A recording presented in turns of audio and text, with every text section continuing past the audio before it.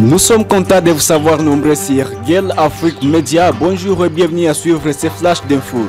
À la une, le président de la République démocratique du Congo, Félix Antoine Tshisekedi, a instruit le gouvernement de reprendre les visites d'itinérance dans les provinces de l'Est du pays.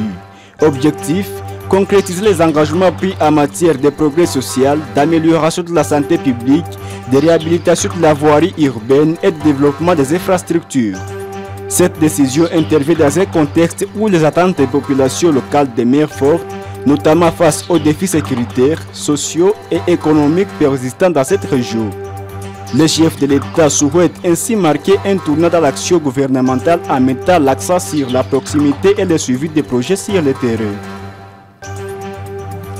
Le ministre d'État qatari aux Affaires étrangères, Mohamed bin Abdulaziz Al-Khulaifi, a effectué une visite officielle à Lomé, marquant ainsi l'engagement du Qatar en faveur de la paix en Afrique.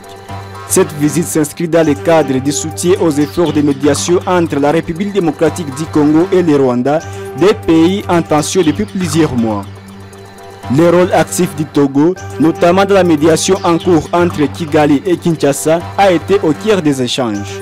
Lomé continue de s'affirmer comme un acteur clé dans la promotion du dialogue et de la coopération en Afrique centrale. Le cardinal Fridolin Ambongo, archevêque de Kinshasa, a récemment partagé son expérience lors du conclave qui s'est tenu le 7 et 8 mai 2025, concluant par l'élection du pape Léo XIV. Dans une déclaration diffusée sur la chaîne française Quito, il a affirmé « Le Seigneur avait déjà choisi son pape et n'attendait de nous que de le rejoindre sur son choix ».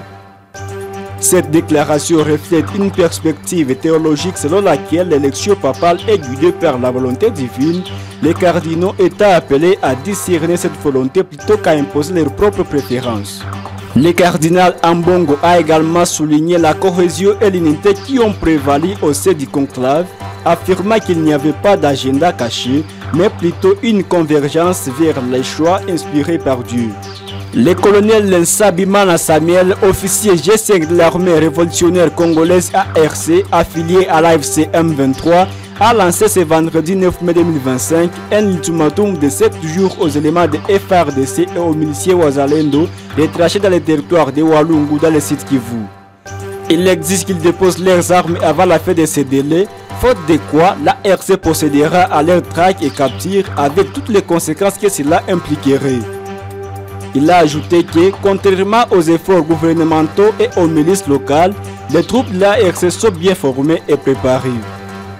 Et c'est par ici que nous mettons fin à ce flash d'infos sur Guel Afrique Média. Merci de l'avoir suivi. Les détails sont à retrouver dans la grande édition de 19h. N'hésitez pas à vous abonner pour ne rien manquer d'une prochaine publication. Bon week-end chez vous.